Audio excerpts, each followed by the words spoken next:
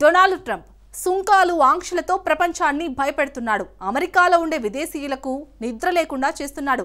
Deportation, వీసాల సంస్కరణలతో హడలెత్తిస్తున్నాడు. ఇప్పుడు Trump తీరుతో అమెరికన్లలోనూ భయం వెంటాడుతోంది. ట్రంప్కి వ్యతిరేకంగా నో కింగ్స్ పేరుతో 2700 నగరాలు, పట్టణాల్లో 70 లక్షల మంది నిరసనలు తెలిపారు.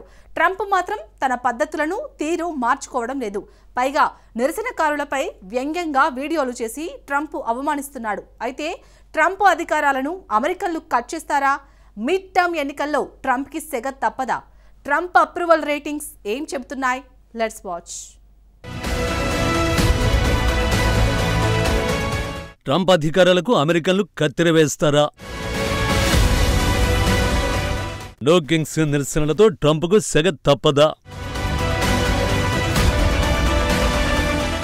స్వింగ్ స్టేట్స్లో నిరసనలతో మిడ్ టర్మ్స్ మారుతాయా? డొనాల్డ్ ట్రంప్ అమెరికా అధ్యక్షుడి కంటే ఎక్కువగా ఫీల్ అవుతున్నాడు. ఒక రకంగా చెప్పాలంటే తను ఓ చక్రవర్తిలా భావిస్తున్నాడు. తాను చెప్పిందే వేదం, తను చేసిందే శాసనం అన్నట్టుగా వ్యవహరిస్తున్నాడు. విచిత్రమైన విధానాలు, వివాదాస్పద నిర్ణయాలతో ప్రపంచంతో పాటు అమెరికన్లను ట్రంప్ హడలు కొట్టేస్తున్నాడు. అందుకే ట్రంప్ విధానాలపై అమెరికన్లు ఆగ్రహాన్ని వ్యక్తం చేస్తున్నారు. మాకు రాజు అవసరం లేదంటున్నారు. తమకు ప్రజాస్వామ్యమే కావాలంటున్నారు. అందుకే 2 రోజుల క్రితం అమెరికన్లు పెద్ద ఎత్తున ఆందోళనలు నిర్వహించారు. నో కింగ్స్ పేరిట సుమారు 70 లక్షల మంది అమెరికన్లు వీధుల్లోకి వచ్చి నిరసనలు తెలిపారు. సాధారణంగా ఇంత పెద్ద ఎత్తున ప్రజలు నిరసనలు తెలిపితే వేరే ఏ అధ్యక్షుడైనా కాస్త వెనక్కి తగ్గేవాడేమో. కానీ అక్కడ ఉన్నది ట్రంప్. తనదైన శైలిలో నిరసనకారులపై వెక్కిలి వీడియో ఒకటి విడుదల చేశాడు. అయితే నో కింగ్ ఆందోళనలు జోగ్గా ట్రంప్ ఎద్దేవా చేశాడు. తాను కింగును కాదని, అమెరికాకు అధ్యక్షుని మాత్రమేనని ట్రంప్ చెప్పుకొచ్చాడు. ఈ ఆందోళనలకు స్పాన్సర్లుగా జార్జ్ సోర్స్తో పాటు ఇతర తీవ్రవాద భావాలున్న వామపక్ష నాయకులు ఉన్నారని ట్రంప్ విమర్శించాడు. ఆందోళనలతో ఏమంత పెద్ద ప్రభావం ఉండదని ట్రంప్ తెలిపాడు. తాను కింగును కాదని, దేశం కోసం పనిచేయడానికి ఎన్నుకున్న నాయకుడిని ట్రంప్ స్పష్టం చేశాడు. మరి ప్రజల ఆందోళనలు ఏంటి? ఎందుకు అంతమంది ప్రజలు ట్రంప్కు వ్యతిరేకంగా నిరసనలు తెలిపారు?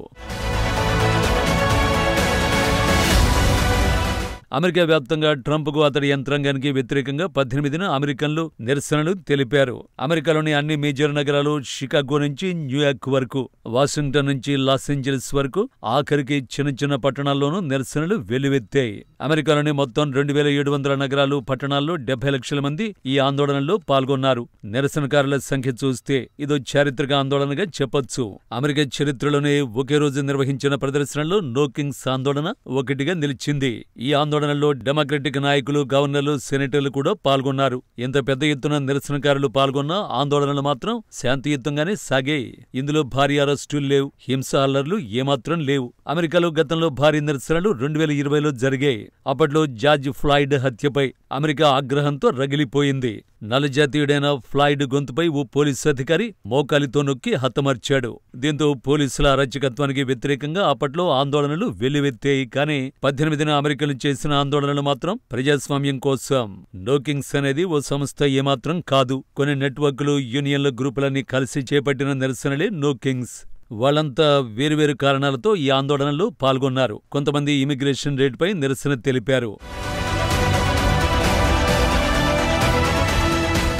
జర్నలిస్టులపై సెన్సార్ విధింపును కొందరు వ్యతిరేకించారు. పట్టణాలను మిలిటరీకరణ చేయడానికి మరికొందరు తప్పుపట్టారు. ఇటీవల ట్రంప్ చేస్తున్న విధానాలు ఇవి. ఈ విధానాలతో ట్రంప్ తనను తాను రాజులా భావిస్తున్నాడంటూ అమెరికన్లు ఆగ్రహాన్ని వ్యక్తం చేస్తున్నారు. ఒక వ్యక్తి కోరుకున్నట్టు నడిచే దేశం అమెరికా కాదంటూ స్పష్టం చేస్తున్నారు. ఈ ఆందోళనలపై ట్రూత్ సోషల్లో ట్రంప్ విడుదల చేసిన వీడియో మరీ దారుణంగా ఉంది. అది AI generated video. Trump king వేషంలో ఫైటర్ జెట్ నుంచి మలాన్ని నిరసనకారులపై పారబోసినట్టు అందులో ఉంది. ఆ తర్వాత ట్రంప్ యంత్రాంగం కూడా నిరసనలపై వ్యంగ్యంగా స్పందించింది. ఉపాధ్యక్షుడు జేడీ వాన్స్ అయితే ట్రంప్ కిరీటాన్ని ధరిస్తున్న వీడియోను పోస్ట్ చేశాడు. ఈ వీడియో చూస్తే మనకు నవ్వు పుట్టొచ్చు.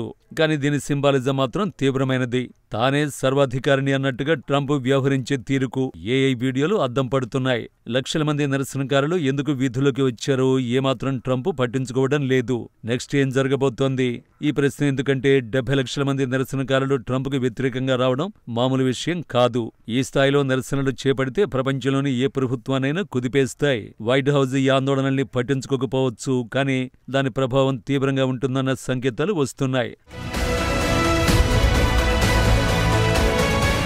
అమెరికాలో మధ్యంతర ఎన్నికలు ఏడాదిలోపే జరగనున్నాయి. ప్రధానంగా స్వింగ్ రాష్ట్రాలుగా పేరున్న మిచిగాన్, పెన్సిల్వేనియా, జార్జియా, అరిజోనాలో ఆందోళనల్లో ప్రజలు పెద్ద ఎత్తున పాల్గొన్నారు. స్వింగ్ రాష్ట్రాలంటే ఎన్నికల్లో ఫలితాలను తారుమారు చేసేవి. గత 2 ఎన్నికలను ఈ రాష్ట్రాలే శాసించాయి. ఒకవేళ ఈ ఆందోళనకారులు ట్రంప్కు వ్యతిరేకంగా ఓటేస్తే ఫలితాలే తారుమారవడం ఖాయం. అదే జరిగితే అమెరికా కాంగ్రెస్ లో రిపబ్లికన్లు నియంత్రణ కోల్పోతారు. అమెరికా కాంగ్రెస్ లో 2 సభలుంటాయి. ఒకటి సెనేట్, రెండోది ప్రతినిధుల సభ. ప్రస్తుతం ప్రతినిధుల సభలో రిపబ్లికన్లకు మంచి పట్టుంది. సెనెట్లో డెమోక్రాట్లకు బలం ఎక్కువగా ఉంది. మధ్యంతర ఎన్నికలు ప్రతినిధుల కోసం జరుగుతున్నాయి. ప్రతినిధుల సభలో పట్టు కోల్పోతే ట్రంప్ అధ్యక్షుడిగా ఉండి వేస్ట్ అవుతుంది. ఎందుకంటే అమెరికాలో ఏ బిల్లును ప్రతిపాదించాలన్నా ఈ 2 సభల ఆమోదం తప్పనిసరి. ఇప్పటికీ ట్రంప్కు ఒక సభలోనైనా పట్టుంది. కానీ 2 సభల్లో పట్టు కోల్పోతే తన అధికారాలకు కత్తెర పడుతుంది. ఈ విషయం ట్రంప్ కూడా బాగా తెలుసు.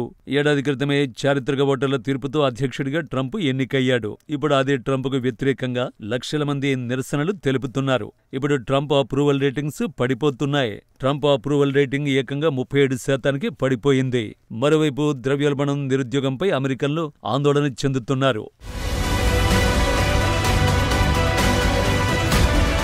అయితే ట్రంప్ ధైర్యం ఏంటంటే అమెరికాలో ప్రజా ఉద్యమాలు ఎప్పుడూ రాజకీయాలపై ప్రభావం చూపవు. ఉదాహరణకు జార్జ్ ఫ్లాయిడ్ హత్యపై నిరసనలే చూడండి. ఈ నిరసనలతో అమెరికాలో పలు సంస్కరణలు వచ్చాయి. కానీ రాజకీయాల్లో మాత్రం మార్పులు లేవు. అదే ట్రంప్ ధైర్యం. కానీ అసలు విషయం ఏంటంటే ప్రస్తుతం అమెరికాలో రేగిన ఆందోళనలు రాజకీయమైనవే. అధ్యక్షుడిపై వ్యతిరేకంగా చేస్తున్న నిరసనలే. దీన్ని ట్రంప్ పట్టించుకోకపోవడం ఆశ్చర్యకరం. నిజానికి కొందరు రిపబ్లికన్లలో ఆందోళన పెరిగింది. కిరీటం ధరించిన ట్రంప్ చిత్రంతో పార్టీ ప్రతిష్ట దిగజారుతుందని వాపోతున్నారు. తటస్థ ఓటర్లపై తీవ్ర ప్రభావం చూపుతుందని టెన్షన్ పడుతున్నారు. కానీ మోనార్క్ ట్రంప్ మాత్రం ధైర్యంగా ఉన్నాడు.